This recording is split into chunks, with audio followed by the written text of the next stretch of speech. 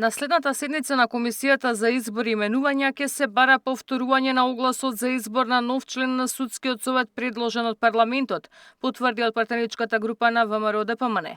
Иако комисијата веќе го изгласа инспекторот за прекршоци во тетовската полиција Албан Кадриу за нов член на Судски, кој треба да го смени Селим Адеми, сепак постапката ќе започне од почеток. По донесувањето на новиот закон за Судскиот совет, кој предвидува поригорозни критериуми и поинаква процедура, изборот треба да се спроведе согласно новото решение, смета и спикерот Гаши. Ке треба да ги прашате председателот и членовите на Комисијата за изборите и именувањата.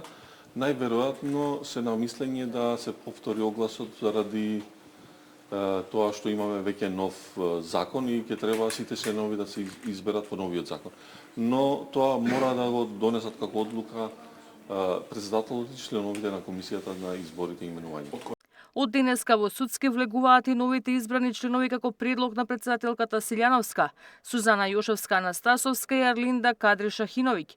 По свечената изјава во собранието, председателот на Судски вели дека верува во изборот, а Јошевска се обврза дека ќе работеле да го вратат интегритетот на институцијата.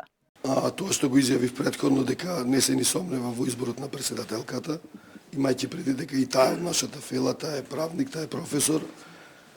Сигурен сум дека добивме два врвни професионалци и дека тие ќе бидат додадена вредност на Советот и Советот ќе може конечно да застане на здрави нозе и да ја остварува својата уставна надлежност која што има.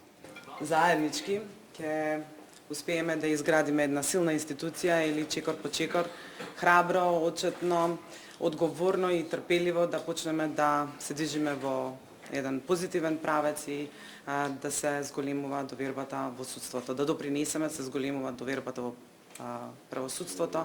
Време е за интегритет и време е за одговорност и храброст. На 29 јануари треба да биде спроведен изборот на члени од редовите на судиите припадници на заедницата која е повеќе од 20% од населението. Огласот беше објавен уште во ноември, а во трката влегуваат 6 кандидати кои треба да го заменат судијата Ханиф Зендели, на кого му завршува 6-годишниот мандат. Ивана Соколовиќ најдова, Сител телевизија.